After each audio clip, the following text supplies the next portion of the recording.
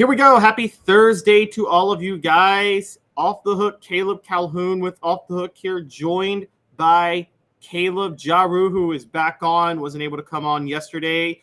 Got a huge show lined up for you guys today. We've got interesting take, disrespecting former recently departed Tennessee football quarterback Hendon Hooker. We've got news on the Vols basketball schedules. Josh Ward joins us at 10:25 after. So Jaru's going to be here in the first segment. Josh Ward will be in the second segment.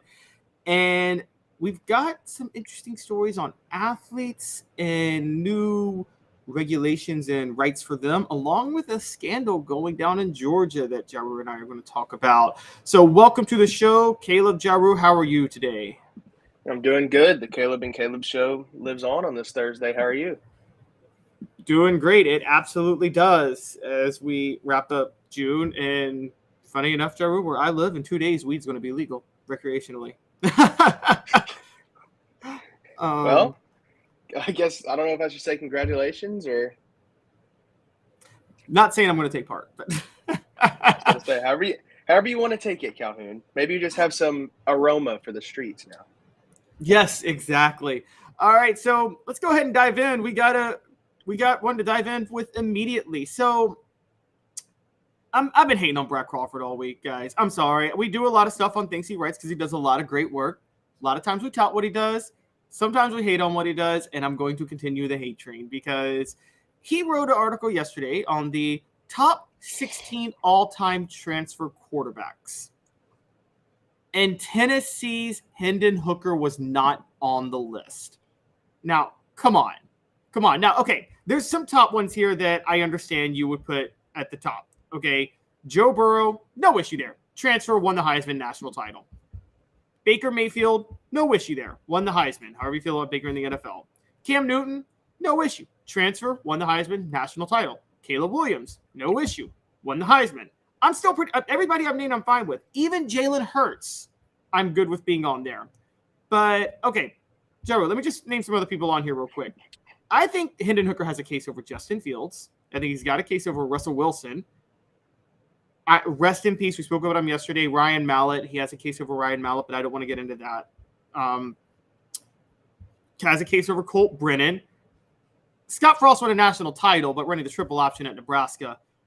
And Jake Coker won the national title as a game manager from Alabama, so I'm not counting that. And then you got Nick Marshall, Jeff George, Vince Ferragamo from Cal to Nebraska in 1976, and Nick Foles from Michigan State to Arizona. Come on. Are we to say that all these transfer quarterbacks were better than Hendon Hooker?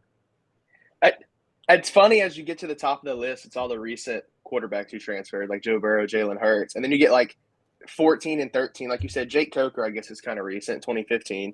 But then you've got Jeff George, who won the Sammy Ball Trophy in 1989. Right, exactly. Nick Foles is 16. I can even understand that one a little bit just from a recency standpoint. But there's some guys on here like Vince Ferragamo, who was an All-American in 1976. Oh. And his only stat on here that's like jumping off the page is his 32 career rushing touchdowns ranked 10th in program history. So he wasn't even throwing the ball. He was running. Yeah. So I agree. I don't see how Hendon Hooker is not in like at least 16 on the list. Right. I mean, let's just pull up Hendon Hooker's stats the last 2 years. I mean, we're talking about a guy who, I believe his first year he threw 31 touchdowns and 3 interceptions. Last year he would have gone to New York were it not for the injury, and I still say he should have gone to New York. But yeah, completed 70% of his passes, averaged 9.5 yards an attempt, 27 touchdowns, 2 interceptions.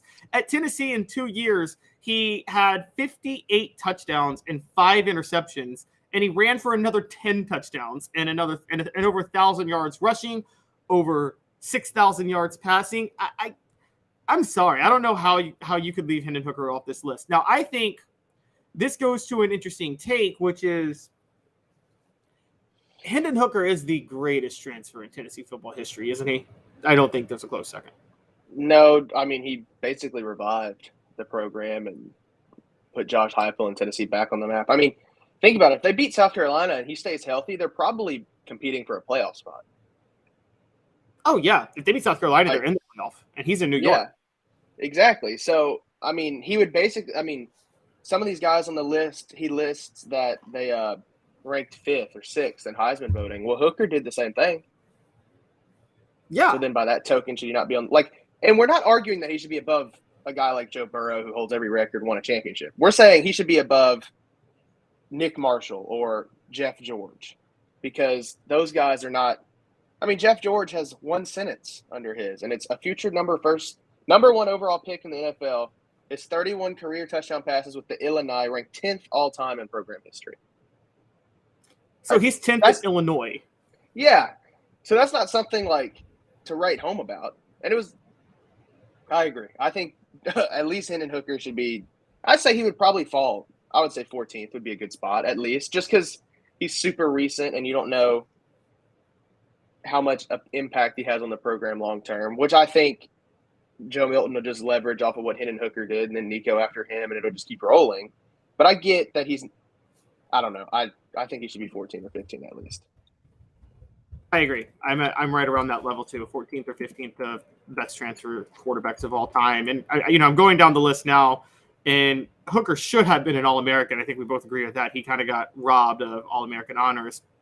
But I don't believe there are junior college transfers that were All-Americans, but I don't really count junior college transfers unless they were at another school and went to junior college like Cam Newton. That's a different story. But outside of that, I mean, I'm going down the list of all-time All-Americans in Tennessee football history, and I don't know. I think Hendon Hooker should have been on there, so I have him as the best transfer. I think the closest second would be Alvin Kamara, right? It's Hendon Hooker and Alvin Kamara, and then it's everybody else. Yeah, but unfortunately, Alvin Kamara was kind of handicapped in Tennessee's offense, so we never got to see the true, like the Alvin Kamara you see in the NFL right now. We didn't get to see that at Tennessee, which I really wish we would have, because it could have been very good. Jaru, you just don't understand. Butch Jones knew what he was doing. He was so analytical driven, okay, and he had a chart on when to do things, and you just aren't on his level of intellect. Don't you know that? I just don't understand the brick by brick. That's what it is. Yes, exactly. He was going brick by Alvin Kamara. Just wasn't the brick that he needed. Inches make the chain. Well, and in the NFL, Alvin Kamara ain't one of the most life championships. I will say that. I'm sorry, that's horrible to say, but oh my gosh. But no, Hendon Hooker should 100% be on this list. I mean, what he did for Tennessee, and really Josh Heupel, I mean, revived a program that was dead and full of allegations to competing for a playoff spot in his second season, and then next season set up to do the same. Yeah, and there's no doubt that if Joe Milton no disrespect to Joe Milton, but he wasn't ready to start in 2021. If Hendon Hooker doesn't come in, Tennessee's not going 7-6. They're probably 5-7 or something like that. There's a couple of games they lose if Hendon Hooker's not in there, particularly the Kentucky one. Is there a chance, would you say, that Joe Milton surpasses Hendon Hooker this year? Because, he would be a transfer too, coming from Michigan. I mean, maybe. I don't think you can credit Joe Milton with reviving the program as much, because Hendon Hooker was the first to do it, kind of give Tennessee life, fill the stadium again.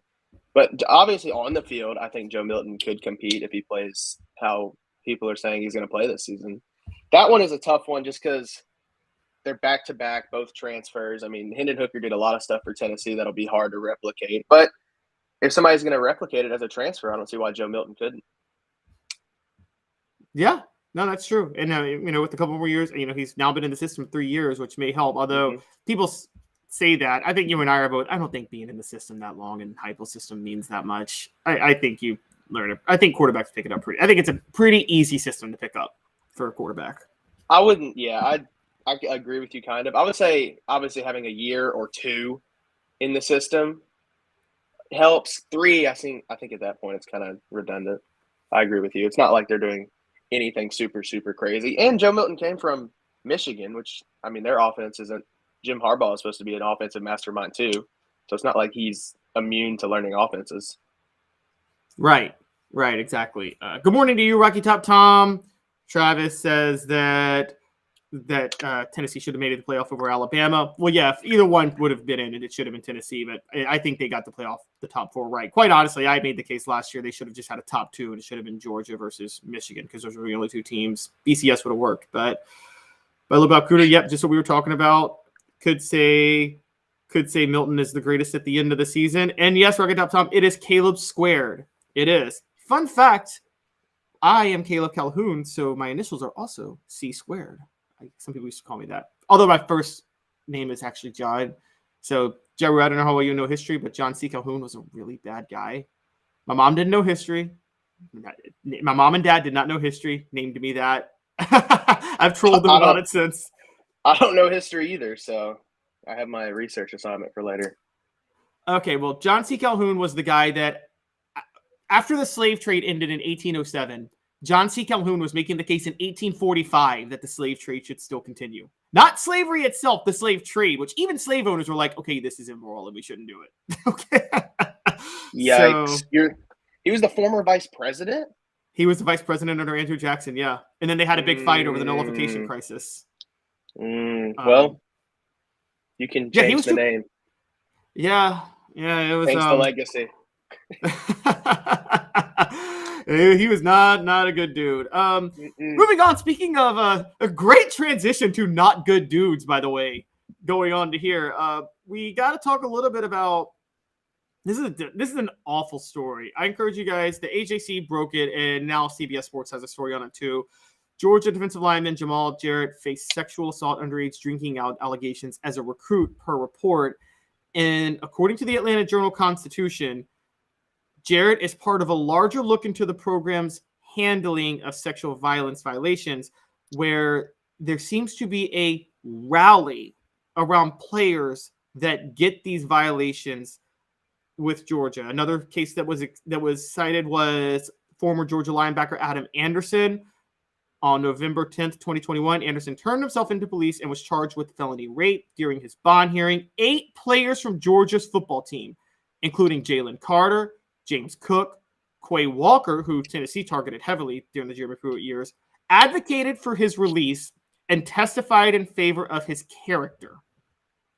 11 players during Kirby Smart's tenure have remained on the team despite women reporting violent encounters to the police, the university, or both, according to the report. Real quick, dozens of players, according to the Journal, or to the AJC, have engaged in activities like excessive speed, straight racing, and driving under the influence. We've talked about those, but this is a different story. Jaru, this is really, really a bad look. Now, me being in the weeds of a lot of Tennessee cases, the A.J. Johnson case, the Jalen McCullough case, I know context happens even if there's multiple allegations against multiple different people. And so we have to be fair here. But if Georgia is just reflexively rallying to the support of players who are charged without evidence or facts, that's a big problem. This line made it even worse for me. It was like, because you talked about Adam Anderson and the players went to talk about his character at the trial. Anderson's attorney, told the judge that he made a promise to Kirby Smart that the players advocating for Anderson would be released early to return to football activities. So that basically implicates Kirby Smart in like helping these players get off scot-free from trial or anything like that. And then the next line says the athletic department denied that Smart was involved in sending players to Anderson's hearing, according to the AJC's report. So at least Anderson was suspended indefinitely and did not play after he was charged. But still, you see Kirby Smart apparently talking to the attorney and asking if the players can return to football activities. Like, I feel like in that situation, football should be the last thing anybody's worried about. Right, exactly. The way to handle this is, again, Jaru and I are both on the same side here. I'm pretty sure we're not one that says lock somebody up, throw away the key because they're charged with anything. That's not how you do this. They have a process, and there's an appropriate way to handle it. The not appropriate way to handle it is to reflexively and immediately send people to go work with the legal team and law enforcement and send your players to go defend somebody who's charged for something. That's not the way to handle this. That is as close to tampering as it can get, honestly, in a case. And with Kirby Smart, given how gung-ho lackadaisical he's been with so many other players getting in trouble with his program. I mean, just things like, the Georgia recruit that did the Asian slur during the NFL draft. I haven't seen a punishment for him. Have you? I mean, and that's one of those where I don't think he's been punished for life or suspended for a season, but you could suspend him for a game just to say, hey, you can't do that. You can't throw slurs against communities when you're on this football team. Nothing. And this is a really, really, really big deal. And again, Georgia signed Jamal Jarrett, who was a member of the 2023 class. He broke curfew, drank alcohol with teammates at an Athens bar, and was taken, which, okay, fine, that's not a big deal to not sign somebody, but then was taken to the police station under investigation for sexual assault while he was 16 years old. And this is just really, again, if you want to say, my way to handle this is this, if I'm Kirby Smart or Josh Heupel, you tell me if this is right or wrong. What I would say is, look, they're going to be suspended from team activities indefinitely. But I'm going to give the legal system a certain amount of time to handle this. If they don't handle this within this amount of time, I'm letting them back on the team because you're innocent until proven guilty and you have a right to a speedy trial. So I understand, and that's controversial. That's a little too player friendly to a lot of people. But I'm not one of those people A.J. Johnson lost 4 years of his football career because this trial drug out, and that shouldn't have happened. I would say you got 6 months. I would say with Heupel, you got this many months to build a case against Jalen McCullough. If you don't build a case against him, you just indicted him. If you don't build a case against him, I'm playing him. Period. End of story. And I think that's how you do it. But I'm not sitting here reflexively saying everybody go defend Jalen McCullough or everybody go defend A.J. Johnson or everybody go defend a Georgia player or anything like that. That's not how you go about this, because then again, you're tampering with the case. I mean, that's fireable to me. You keep bringing up Josh Heupel. I don't think we'll ever see anything of this magnitude happen at Tennessee when Josh Heupel's here and Danny White. It just doesn't seem like their mantra to try to do this. I mean, you even look at Jalen McCullough. He missed, I can't remember, 1 or 2 games, right? They waited until the university, who is his ruling body when he's at college, cleared him to play again. And even in his situation, obviously we don't know the context, but I say it's very hard to compare the Jalen McCullough situation and this situation in the same sentence. So, I mean, Jalen McCullough was defending his apartment. Like, a person came inside his home. That's very different from and that's very different from what these athletes, from my understanding, are committing at Georgia.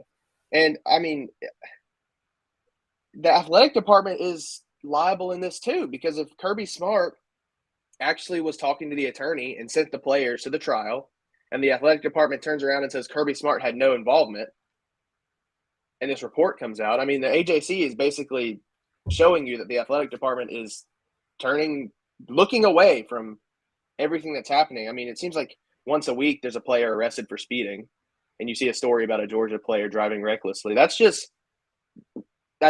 program standards. It seems like if you have a program where they know the punishment, or like a Tennessee where the athletic department is well run now after years of turmoil, I don't think you'd ever see anything like this. Yeah. It's I agree. It's a very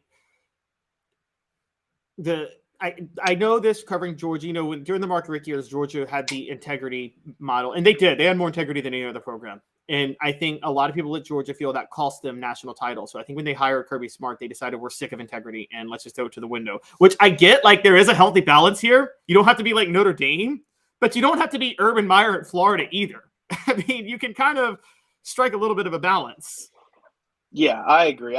I think there has to be a balance somewhere. The Notre Dame, Brian Kelly at Notre Dame, they were super strict. I mean, even academically, there's some stuff they did that probably cost them on the field. But, I mean, you have to have some control over your program in some way. Like you said, even if it's setting a timeline, like, hey, if this guy isn't charged in X amount of time, or you don't have enough case against him in X amount of time, then we're just going to play him because he doesn't have all day to sit or all his life to sit around and wait on this case. But it just seems like there's nothing. They don't even talk about it. Like, I haven't seen Kirby Smart or the athletic department besides to the AJC release a statement about any of these cases. I haven't either. Kirby Smart has not talked literally at all about the issues of discipline throughout the program, but we already talked about the lack of discipline. I mean, this is next level brazen. Usually it's a slow burn on a program that kind of culminates in a while.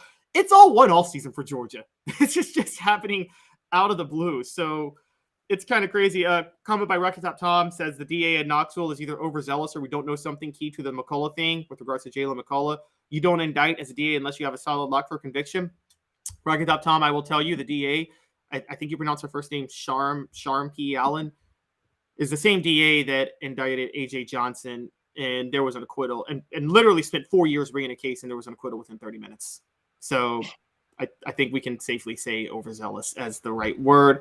That would be the right assumption based on that case if you're looking at this case, although, again, we don't know all the details. But, yeah, based on the A.J. Johnson case, overzealous is probably the right word. So, Jaru, going to let you out here. I know you got some things you got to get to, but I'll just ask you real quick. Where does this end for Georgia? I mean, I assume you have to open either I don't think we can trust the NCAA to investigate anybody anymore. So I feel like you have to, and it can't be Georgia investigating themselves because they're obviously not very good at this, it seems. So I think you have to get an outside body of some sort, like an agency, to investigate Georgia and then come away and find out if it's the athletic department that's doing this or if it's rogue players. And then I don't know how long that takes. I don't know what'll be the end of it, but I don't see a way where they can just sweep this under the rug anymore because the AJC has found some pretty damning information and it doesn't seem like they're going to stop investigating anytime soon.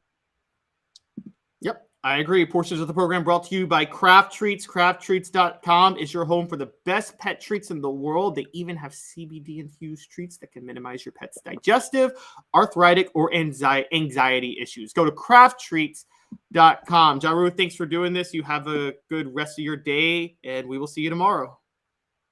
I'll see y'all tomorrow. Caleb and Caleb show. Yep, definitely. We'll be on. I got him all day tomorrow, guys, so he can't go anywhere. All right, guys. We will be back in 2 minutes, and we'll have Josh Ward on, and we got a little basketball and a little more football news to talk. So 2 minutes. Stick with us. And Craving Wings South North Shore location, where we've heard people say that you can get the best wings in East Tennessee. Pero ¿quién es este? El número 87, Jacob Warren. I'll just do 6 on my sauce 87, please. Imposible, señorita. Dale 6 más. Look at these wings. Perfectas, deliciosas, fantásticas. Man, I don't know what you're saying, but it sounds awesome. How do you say fresh, never frozen in Spanish? Frescas, nunca congeladas. Make your way to Craving Wings and get you 6 más. What was funny about Cadis, we were a full continuum of care at that time. We had detox, we had inpatient, we had outpatient. So we were doing a lot of the things that we do now. But now we just do them so much better. It's really a simple program, but we're complicated people. I am what I am, and now I got to do something about it. You can take your life back. Call Cadis today. Got cataracts? We can fix that. Never miss another moment.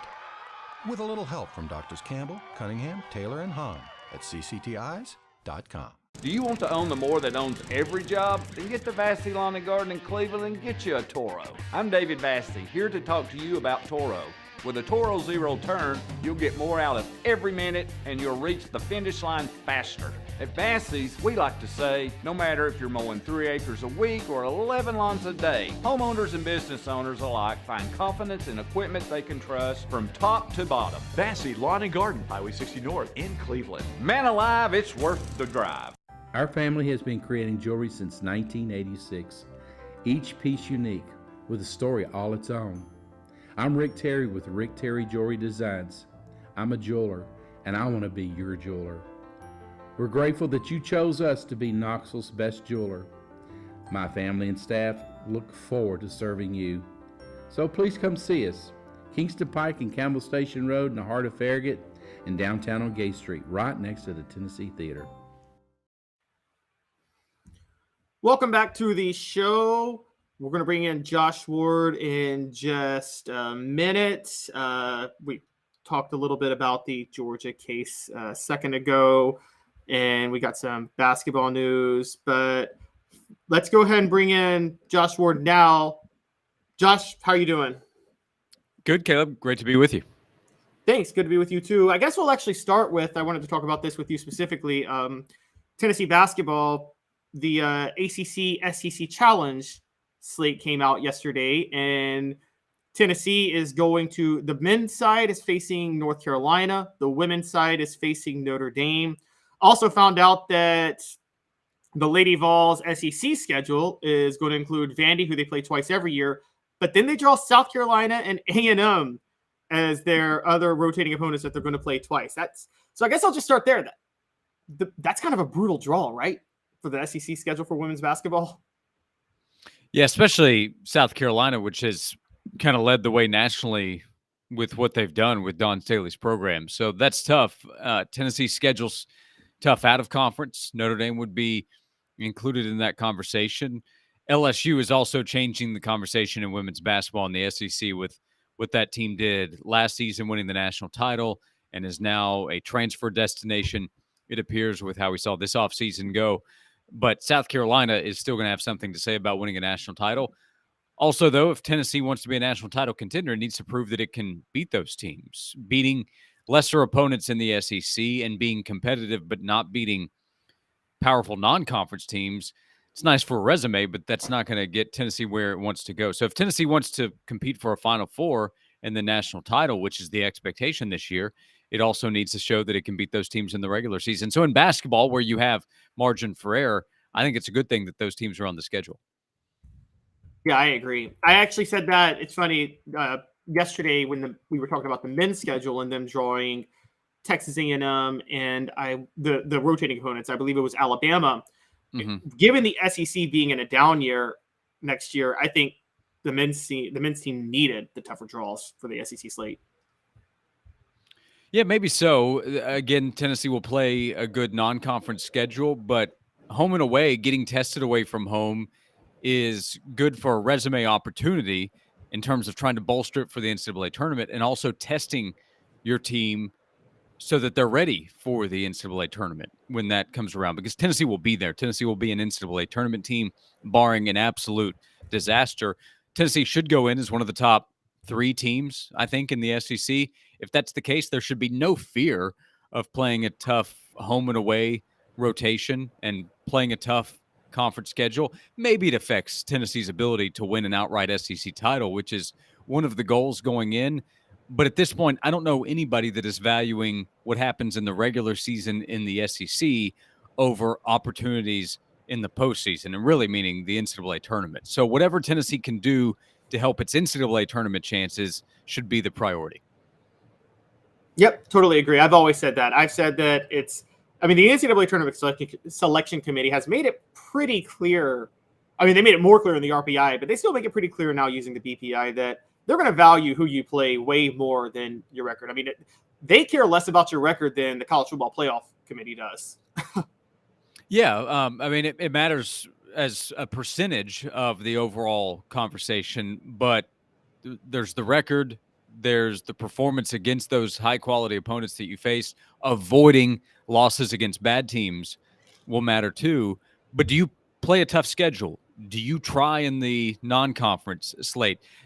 The conference schedule is not up to the teams. That's given to them, but who you're playing is still going to matter on the resume. And Rick Barnes arrived at Tennessee with his history, with what he has done over the course of his career, with the ability to get games on Tennessee's schedule that previous coaches could not get. This North Carolina matchup is an ACC-SEC challenge, but that's also a statement of where the program is. North Carolina is a huge draw. It's a major name, one of the biggest in college basketball, meaning that game is a big draw. They're not going to put Tennessee in that game if Tennessee is not worthy from a talent standpoint, how good the team will be, but also the brand of Tennessee basketball right now. It is a major one. So that's a compliment to Tennessee. Being in these games that Tennessee has played against North Carolina and Kansas and Gonzaga, East Coast to West Coast, Arizona the last couple of years, is a big deal. It helps Tennessee present its case to the NCAA tournament committee when it gets to the end of the season. Again, you need to win your fair share of those games, but playing those games is the first step in impressing the committee and getting your team ready. I'll stress that again. Getting your team ready for tournament play. The more of those opponents you play in the regular season, the better chance you have of being ready. And if you don't schedule, you will be punished for that as well. That's not an issue for Tennessee. It has been an issue for other schools. Yep. And just so people are aware, Tennessee visits Wisconsin this year. They now visit North Carolina. They host Illinois, and they also play NC State and San Antonio. Plus, you've got the Maui Invitational. The Maui Invitational is loaded. It's an incredible group of teams. So, yeah, Tennessee's schedule and Tennessee's schedule away from home, away from Knoxville. I know fans want to see some of these games at Thompson Bowling Arena. I do too. But playing these games away from home, sometimes in true road games or obviously in neutral environments, that will matter to the committee too. Oh, absolutely. And what a lot of fans, I think, need to understand about that too is that particularly, and I wanted to bring up going to North Carolina with the ACC-SEC Challenge, it's huge for recruiting to play these road games. I mean, this is why Memphis didn't want to do home and homes with Tennessee all the time, because they didn't want Tennessee to go to Memphis every other year and recruit Memphis talent.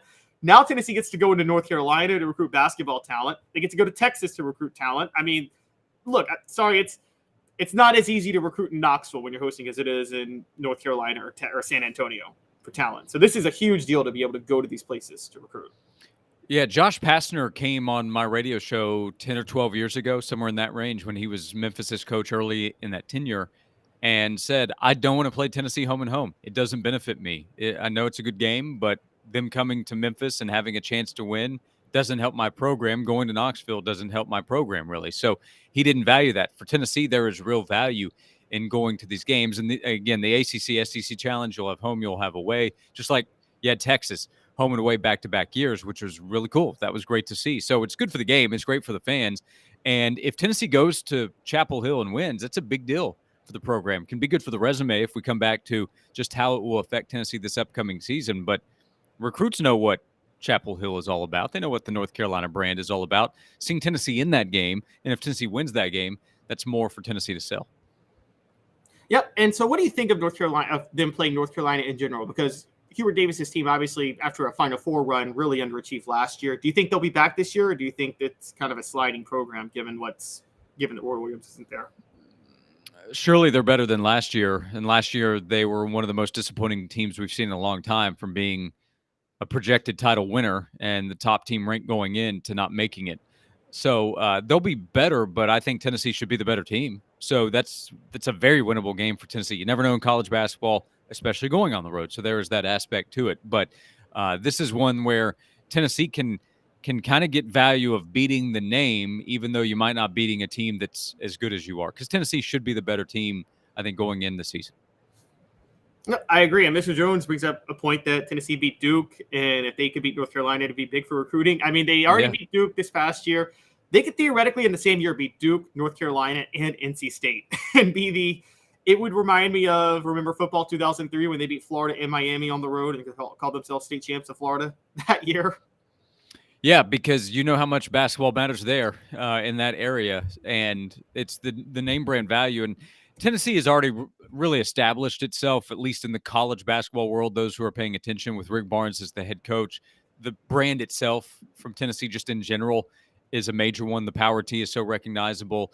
And as much as people like to joke or sometimes not joke about ESPN hating Tennessee, ESPN actually loves Tennessee because they know that people are going to watch if Tennessee's on, and that there is a draw with Tennessee, especially if Tennessee is good. Tennessee in football back at a high level is good for college football. And part of the reason that is said is because it's good for the people that are covering college football. The press box at Neyland Stadium was filled with national media members for the big games because it's a big deal when Tennessee is competing at a high level. And when Tennessee basketball is competing at a high level, is it the same as football? Is it the same as the following of, I mean, we could say Duke basketball, I guess, or Kansas?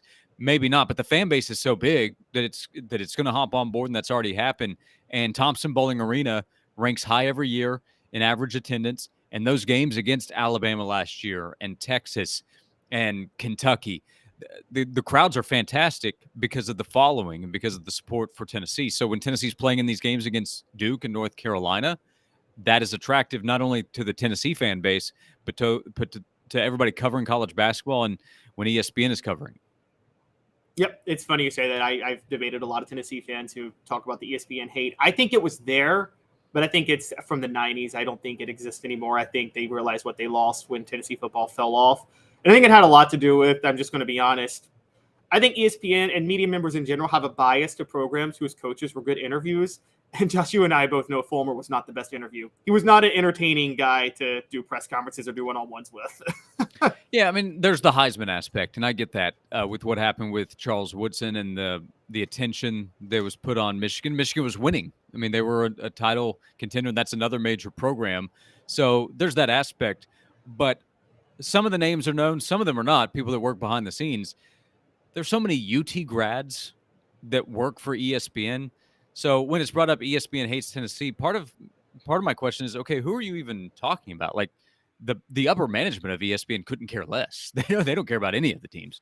And then the people that are covering college sports, many of them have graduated from UT or they've been in Knoxville, worked in Knoxville covering Tennessee. So people outside Knoxville would make the opposite argument that there's a bias for Tennessee. It's really neither. It's just that if Tennessee's really good, they get great coverage and they get college game day to town. Like last year, ESPN came to Knoxville twice because they knew how big of a draw it was and how great of a show it would be. So a lot of people would have argued, hey, there's bias for Tennessee. It's not for or against. It's just if Tennessee's really good, they'll get a lot of positive coverage. When Tennessee wasn't so good, which unfortunately was too long of too long of a length of time, well, the coverage was pretty negative, and that was for obvious reason.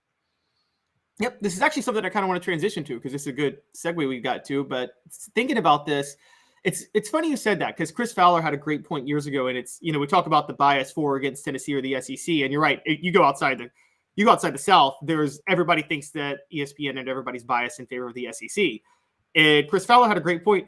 Do you really, like, to people who think there's bias towards the SEC, do y'all really think that ESPN wants college football to be this regional? Of course they don't. They think it's way better for them if the Pac-12 and the Big Ten and the ACC and the Northeast are having teams competing for the national title.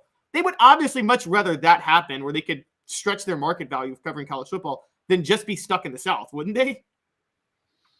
Yeah, probably so. I mean, if you can get USC to be a big deal, if you can have more Big Tens that are competing at a high level, Big Ten teams that are competing at a high level, and they have a big contract with the SEC. So they're not rooting against SEC teams. They don't want them to be bad. It's just, this is not a Tennessee thing, by the way. Arkansas fans think that the media hates their team, and USC and UCLA fans think that the media is out to get their teams. And same for Michigan and Ohio State. I promise you look through Ohio State message boards and they think that the national media is against them. And Georgia will say that even though they're winning national titles and getting all kinds of coverage. So that's just, I think that's human nature. But I'll ask again, when we say ESPN is against Tennessee in this case, who on earth are we even talking about? I don't know. Like, is there one person that might have an axe to grind? I guess, but that could happen anywhere. So it's not really a thing. If Tennessee's really good, which Tennessee is right now, they're going to get a lot of really positive coverage. The Friday before the Georgia game this past fall, during my show that afternoon, we went to ESPN.com because there was a story we knew of on Tennessee, and we looked, and there were 5 front page stories, all in a positive light related to Tennessee, and 1 or 2 of them might have been Tennessee and Georgia, but it was a positive light on Tennessee. Why? Because Tennessee was really good. So when Tennessee's really good, they'll get really positive coverage. If Tennessee's not good, which is not the case for any of the teams right now, then the coverage will be more negative. It really comes down to how good or bad they are. Exactly. The only pushback I have seems to be bias for Florida State in football because I don't understand how people can think they're a top 10 team this year. But that's just me. Well, I mean, they might be. We'll see. If they beat LSU in that opener, then playing in the ACC will give them a really good chance. The short answer would be they might have one of the best quarterbacks in the country. They have a guy that would have gone in the first round coming back as an edge rusher in Jared Verse, who chose Florida State over Tennessee. If Tennessee had him, talk about the conversation that would change with Tennessee's defense. So I don't know if Florida State's, quote, back, but they're one of those teams I'm most curious to see. That LSU-Florida State game is going to be one of the best early games of the season. Josh, we have peer-to-peer betting coming with Zen Sports. I'm going to bring them up in a minute, but I will do a peer-to-peer bet with you right now if we could, which is I'm setting the line at 15, and I think LSU covers. I'm that high on LSU and that low on Florida State this year. Okay. I mean, maybe so. Last year, Florida State beat them in one of the wildest games where LSU almost came back and won, and that was a great game. So what was the number you just said? I set it at 15. I think it's a different LSU team. So I set the line at 15. Yeah. If you want to revisit close to game time, we can, but I'll take that line right now. All right, let's do it. We'll do this, Josh. Yeah. Okay. Portion of the program brought to you by Zen Sports. Zen Sports is the new sports book in Tennessee, revolutionizing the way you earn sports betting rewards. That means no more deposit bonuses that turn into deposit nightmares. On Zen Sports, what you see is what you get. And with their cash rewards program, you get a lot of cash. For a welcome bonus, earn an unlimited 5% cash back on your betting volume for your first 15 days when you sign up with the code HOOKED. That's HOOKED. That's right, unlimited 5% cash back. Keep betting and keep earning with up to 3% cash back on your betting volume every month after that. And refer friends to earn a percentage of their betting volume as cash rewards too. Zen Sports is bringing the cash back to Tennessee. So if you bet big on sports, you want to be betting on Zen Sports. Zen Sports, betting just got better. Josh, I want to dive in real quickly on an On3 national analyst recently says that for Tennessee to really prove that they're consistently back, they have to beat Alabama or Georgia this year. And they have to kind of make that a regular thing. They can't accept, which they did last year. They beat Alabama last year, but they can't accept losing to them, both of them, on a yearly basis. Would you agree with that? Both of them on an annual basis, yeah, that can't happen for Tennessee to be back because then Tennessee's not really competing for championships. I suppose they could go 10-2 and still be in the college football playoff, but then that becomes a huge ask to never slip up against anybody else if you're not good enough to beat Alabama or Georgia. So, on an annual basis, let's say over a 5-year period of time, Tennessee needs to have at least a few wins in those 10 games for sure. This upcoming season, I wouldn't say that. If Tennessee loses to Alabama and Georgia, as long as they continue to have success against the other opponents, then Tennessee can still be back. If they're winning, competing at a high level, blowing out some of the teams like they have, and recruiting at a high level, then that would tell me Tennessee has established its position as a top, let's say, 15 team in the country or program at current state. But over the next several years, yeah, Tennessee's going to need to beat Alabama. And I guess when the schedule is finally approved for whatever it's going to be in the future, we won't see Tennessee play Georgia every year. Most likely, if they go to a 9-game schedule, it's every other year. But the point would be made that you need to beat those elite teams several times, and I would agree with that. Fans would agree with that too. If Tennessee were to keep losing to them, no fan is in 3 or 4 years going to say, yeah, we're happy with where things are. Fans are going to be saying, why do we keep losing to the teams that we need to beat to get over the hump? Yeah, it's kind of like it goes back to the 90s when Tennessee was rolling. I mean, people forget how big that 98 Florida win was because there was the whole Tennessee had Peyton Manning, their top 5 every year. But the question just was, why can't we beat Florida to get over the hump? What are they doing that we're not? Basically, that's what they all call. You have your favorites to win it. And Florida at the time was the big boy you're trying to catch. They had a national title. They were winning SEC titles. And Florida had the winning streak against Tennessee. Right now, the big boys in college football from the SEC are Georgia and Alabama. And LSU's trying to establish itself as that again, and we'll have a chance this year. And Tennessee won there last year, but that's year one with Brian Kelly. The big picture would be Alabama and Georgia. They have set the bar for what everybody is trying to do. So if Tennessee can't beat them, either one of them again over the next few years, well, then Tennessee's below the bar of the standard that is set for best of the best football. So, yeah, Tennessee has to beat them to get over. At some point, you got to beat them, whether it's in the regular season or the playoff. At some point, you have to go through Alabama and or Georgia to win an SEC or national title. So J.D. Pickle of On3, his exact quote was, to make the statement that you're for real and that what you're doing is going to have some staying power based on what they did last year, you've got to either beat Alabama or Georgia this season. Do you think if they lose to both of those teams there will start to be a concern that 2022 was a flash in the pan and not a sign of things to come? I'm sure some people will say that if that's the case. But if Tennessee is 9-3 or 10-2, with the 2 losses being to Alabama and Georgia, then most people will say, hey, that's a really good season for Tennessee. And if that's the case, recruiting is going to be just fine. Tennessee will sign a top 5 to top 10 class, I think, most likely. And the offense is going to be really good. They're not going 9-3 and 10-2 without a high-level offense. So most people, rational people, in my opinion, would say, okay, lost to Alabama and Georgia. There's more work to be done. But Tennessee is one of the top teams in the SEC. If those are competitive games and Tennessee falls, then nobody with the brain is going to say that Tennessee football has fallen back off and they don't have a shot against Alabama or Georgia. So part of it is how do the results come? What do they look like in those games? But if Tennessee wins at least 9 games this season, that will be 20 wins in 2 seasons for Tennessee. People who know what Tennessee has been through and know what it takes to win 9 or 10 games in the SEC will give Tennessee credit for being in that position. And then everybody will agree, okay, there's more work to be done if you want to get over the hump against Georgia, because at that point, you'll have to go back to you'd have to go back 8 years since Tennessee last beat Georgia. That's too long. So, yeah, people will say there's more work to be done, and they'll be right about that. Yeah, and particularly when I wonder if many people in Knoxville, and I actually see it this way too, see this year as somewhat of a transition year, because you got Hendon Hooker last year. You got Nico Iamaleava, who is probably going to be the starter in 2024.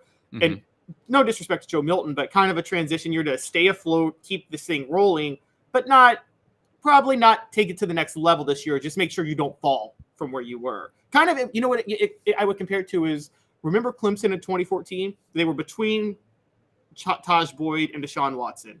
And hopefully Joe Milton's better than Cole Stout was. But that 2014 year was kind of very clearly a transition year for Clemson, if you remember. Yeah, it's either that or maybe you would say Deshaun, you had Kelly Bryant, and then Trevor Lawrence. But Joe is planning to be better than as good as the best and better than the in-between guys. His upside is much higher than Kelly Bryant for sure. We'll see. That's the big question. I mean, if Joe is close to what his potential is, then the offense should be close to what it was last season. It's not just Joe. It's the offensive line. It's replacing Darnell Wright, which is a big ask. I have a bigger question that needs to be answered actually replacing Darnell than replacing Hendon. But if Tennessee's able to stay as a top 10 offense nationally, where they've been the last couple of seasons in terms of scoring offense, then they're just going to be really good, because a bunch of the teams on Tennessee's schedule will have a difficult time keeping up with that.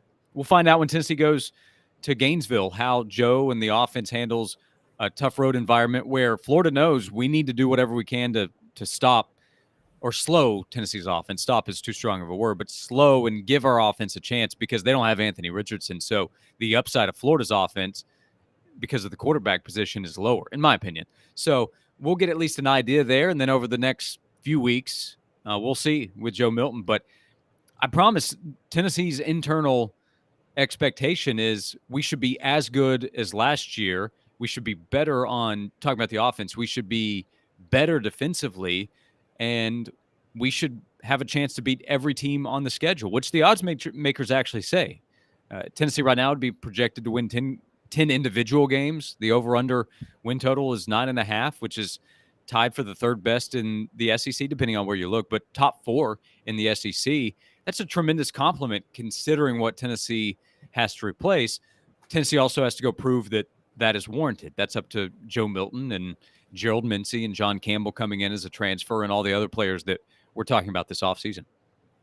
Yeah, and Vegas is so fluid too, because theoretically, if you did the line right now, you would favor them to lose to Alabama and Georgia and then beat everybody else. But if the line goes throughout the season and Tennessee only has one loss at Alabama, and which Vegas would predict, and then they're 8-1, and Georgia's coming to town, you could see the line move towards Tennessee with Georgia going to Knoxville, and if they struggle a little bit at Ole Miss the week before or something like that. Very much so. Yeah, maybe so. Part of that depends on how Tennessee does in its wins. But if Tennessee's a one-loss team going into the Georgia week, then Tennessee has outperformed expectations, because it's important to remember, while Tennessee would be favored in 10 of the games, the reason that the win total is a little bit lower is because the expectation is not that Tennessee wins all of those games. It's that Tennessee would be a favorite in each of those games. But if you do the probability is they slip up somewhere. Like last year, Tennessee slipped up against South Carolina, and Tennessee is hoping that doesn't happen this fall. But that Missouri game for Tennessee is one that the Vols have to be ready for, not because Missouri is going to be a great team, but if Tennessee's a one-loss team going to Mizzou, nobody's going to talk about the Missouri game that week.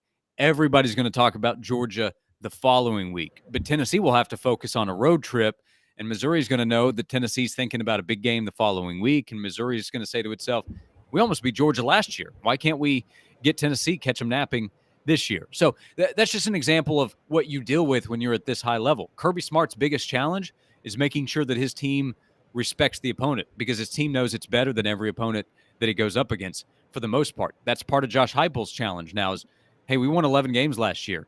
We beat up on LSU. We beat Clemson. We beat Florida. We beat Alabama.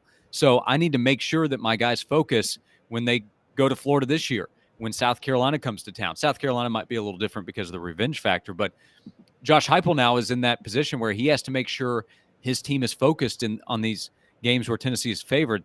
That's not been a problem for Tennessee's head coach in a long time. That's a new good challenge for Heupel to deal with now. Yeah, and just it's funny you brought up Missouri, because before I let you go, you and I both were in agreement that Kentucky is their biggest trap game by far. But a couple of websites I was reading recently both mentioned Missouri, and I never thought about it, but we bring up the point they got a new offensive coordinator in Kirby Moore, who they brought from Fresno State. And let's be honest, Missouri lost, 4 or 5 games last year that they easily could have won. I mean, they probably had the most heartbreak of it. They could easily have been 10-3 last year instead of 6-7 or whatever they were. So are we underrating Missouri or not paying attention to how dangerous they are as a football team this year? Some people are, because some people are probably laughing at us even discussing this. So that would be an example of underrating what Missouri is. I'm not saying Missouri is a top half of the league team. I'm not saying that at all. But again, South Carolina last year, they were coming off a horrible showing against Florida. And the talk that week was, this offense from South Carolina is embarrassing. They can't do anything. Then they put up 63. So that's a reminder of what you've seen does not exactly tell you what's going to happen next. And because of the placement of that game, like Caleb, a reason that we've talked about the Kentucky game being more challenging than most might expect is because of the placement on the schedule. You go to Lexington the week after going to Tuscaloosa, while Kentucky is off the week Tennessee's playing Alabama. Schedule-wise, that's an advantage for Kentucky. Doesn't mean Kentucky's going to win. Doesn't mean Kentucky's better. Certainly not that. But Tennessee playing Missouri on the road in November, the week before hosting Georgia, schedule-wise is a bit of an advantage for Missouri. First of all, they're at home. It's not a fun time of year to go to Columbia, and then the focus could be elsewhere. So it just presents other challenges that Josh Heupel will have to deal with. If Tennessee plays its best football or even close to it against Missouri, Tennessee will win. But if Tennessee turns the ball over and is not dialed in, and they have a couple of 3-and-outs early, and Missouri is able to put some points on the board, and all of a sudden there's that uh-oh factor, then you've put yourself in a risky position. So when we get to that game later on in the year, these will be the talking points, assuming Tennessee's had a good season. If we're wrong about how good Tennessee's offense is, well, that creates a different conversation. But if Tennessee's a really good team in November, then the week of the Missouri game, the talking points that week on this show, on every show, will be Tennessee needs to be focused. Tennessee can't go there and turn it over. Tennessee needs to be dialed in. Yep. Josh, thanks so much for doing this today. We're going to troll Dave when he gets back next week. He's enjoying life on the beach. I was talking to Fred White yesterday. Here's another line. How red do you think he's going to be when he's back on Monday? Dave, well, his baseline is like a 4, so he's going to be a 9 minimum when he comes back. Oh, absolutely. Absolutely. And when I come for him, I'll say I'm seeing red, literally. So Josh Ward of the Sports Animal. Josh, thanks so much. Have a great rest of your day. You got it. Thanks, Caleb. Thanks, everybody. Yep. Have a good one. That was Josh Ward. We appreciate him. This really helped the show going on today. We're about to take a break. When we come back, got an interesting take to give you guys on some new regulations on athletes that are good and bad for them. I think both might be good for college football. We're going to talk a little bit about that when we come back. Stick with us, just 2 minutes. Sun, sand, and salt water, the beach is a very relaxing place. Unless you wear contacts. Ow! Open your eyes to the best the beach has to offer with LASIK vision correction from Campbell Cunningham Laser Center. Ah. Hi, Mike Davis here with City Heating and Air, reminding you to always dare to compare. Our team provides quality local heating and air service, installation, and maintenance across East Tennessee. We use only the best equipment like American Standard heating and air conditioning for your residential, new construction, or commercial needs. Honesty, dependability, and customer satisfaction have been the cornerstones of our business since 1961. City Heat and Air. Dare to compare.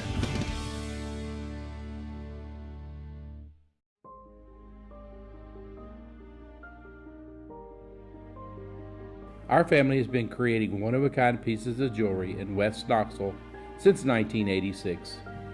Each piece is a combination of unique processes that bring your idea to life. Every day in our shop, a truly special item with a story all its own is being manufactured in our facility, bringing the history and family sentiment into a whole new generation of life. We're grateful that you chose us to be Knoxville's best jeweler, a title that we value and respect. Because to me, being a jeweler and owning a jewelry store are not the same thing. I'm Rick Terry, I'm a jeweler, and we want to be your jeweler. Kingston Pike and Campbell Station Road in the heart of Farragut, and downtown on Gay Street right next to the Tennessee Theater. When you want a hard cider that's easy to enjoy, one that's crafted to perfection, you need Tennessee Cider Company.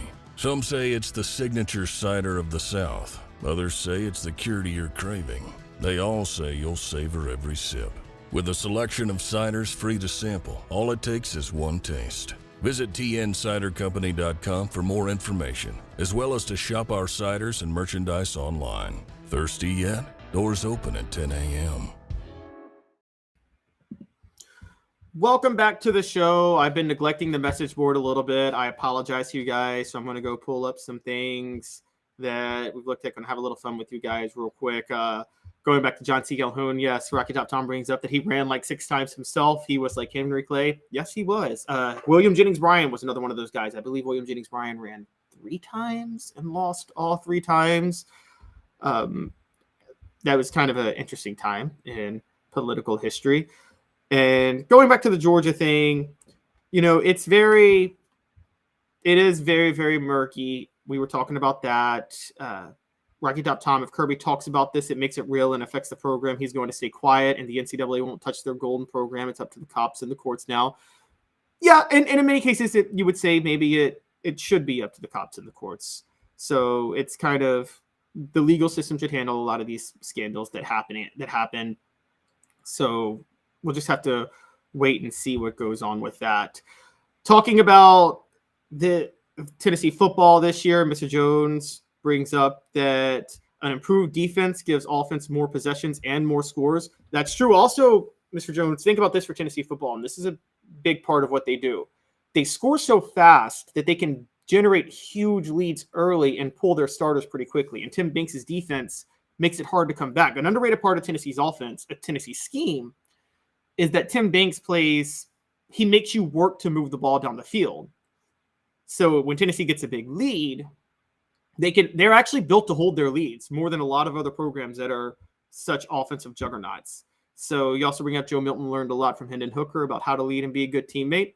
Yeah, that's going to be interesting to see. Motivated, dedicated joins in, says Georgia's 2023 team will be better than 2022, going to be crazy this fall. Man, that's a tall ask, but motivated, dedicated, I'm telling you, just because the team is better doesn't mean they have more success. Tennessee football's 1998 team was not the best team Philip Fulmer ever coached. The 95, 97, 99, and 2001 teams were all better. Maybe even the 96 team were better too. So just kind of something to look at.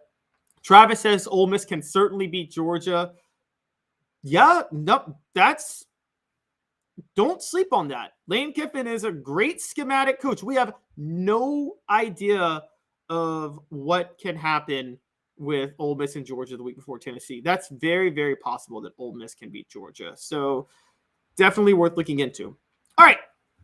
Before I let you guys out of here, as if you guys don't have a choice to get out of here on your own, I actually wanted to bring up a couple of intriguing stories that I think are now connected that came out, I believe, I want to say on ESPN and other sites the other day. So one is friendly to athletes, one is not. So the first is one is a transfer portal window. The NCAA D1 Council is proposing a 30-day total transfer portal window as opposed to the current window that lasts 60 days total. This is a way to maybe narrow. So right now, as it goes, there's two transfer portal windows. The first is right at the end of the season into the off season, and then the second is right at the end of spring practice. This proposal is to narrow the transfer portal window so you don't see as much crazy movement going on. That would hurt the athletes to a degree. It depends on how they do it. And what I mean by that is I do think that there should be a transfer portal window after spring practice and right after the offseason. I think there should be a transfer portal window after both. And the reason there should be a transfer portal window after both is those are the two times you learn whether or not you're going to be a starter, whether or not you're going to play, and the athletes do deserve the chance to make that decision. Now, again, 30 days, I don't know how you do it. I think there's three windows. I think there's one at the end of the offseason, one at the end of spring practice, and then one into the summer. I don't think you need one in the summer. I'm just going to be honest with you. I think that the window should oh, no, I'm sorry, guys. I got it wrong. There is a 45-day transfer portal window and then a 15-day transfer portal window after spring ball. Yeah, they should shorten the transfer portal window after the offseason. They should. It should not be 45 days. I'm totally fine with you making it 15 days. So it's 15 days after the fall, 15 days after the football season, 15 days after spring ball. That's plenty of time for an athlete to make a decision, to see what they want to do. And I think that creates less chaos. A lot of this is about the work-life balance for coaches. Coaches are college football coaches are being overworked. I'm going to tell you guys that right now. And you can talk about the money they make, and they make a lot of money. They are paid very well. And that might lessen the sympathy many of you guys have for them. But our guy over at Late Kick Josh Pate had a great point. It doesn't matter how much money you make. The human body can only do so much. And college football coaches are being pushed beyond their limits with the work they have to do, because they have to literally constantly recruit, constantly target transfers, constantly make sure their roster stays together. I mean, this is the open transfer portal window and the recruiting calendar is wrecking the work-life balance of college football coaches. Dave has talked about this on the show, and it's a real problem. So I'm totally all for them shortening the transfer portal window. I'm for them shutting down recruitment during the season. And I know that's crazy. I think during the season, I think the only contacts you should have are scheduling official visits with recruits, quite honestly. There's too much work going on for college football coaches right now that I don't think they can all do. They also have, a lot of people don't know this, they have 10 staff members, but they have the smallest staff per player of any sport. There are usually 100 players on a team. That's 10 players per coach. No other school, if any other sport, if you have 4 coaches, you have fewer players per coach than that. So it's one of those where there needs to be a work-life balance when it comes to college football coaches. And otherwise, you're going to drive the best coaches out of the sport. You just are. You are. There are coaches who want to coach college football that literally they physically can't do what they have to do to keep their program afloat. It's getting crazy right now. And again, look, there's 1,000 other people that have way more impossible situations with their regular lives than college football coaches. I get it. But this is something that needs to be addressed from the NCAA's perspective.